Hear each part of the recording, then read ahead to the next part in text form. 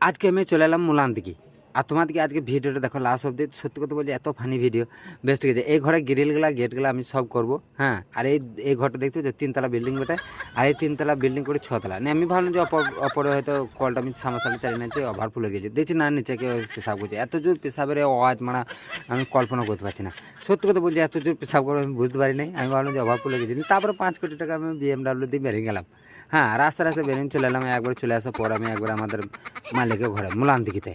তোমার দিকে এতক্ষণ আমি গাড়ি দেখাচ্ছি, আর গাড়ির দিকে তন করে ভালো করে দেখবো, আমার চাকাটা পাংচার হয়ে গেছিলো, বুঝতে পারলো তো। আর বেশ ঠিক আছে, আমি চলে এলাম মুলান দিকে আসার পর আমার মিস্ত্রিগুলো বলছে যে এখানে ঘর ভাড়া চাইছে। আর এই বেলকনি সিঁড়ি সব হবে, আমি তোমাদেরকে দেখাবো লাস্ট ফিনিশিংয়ে।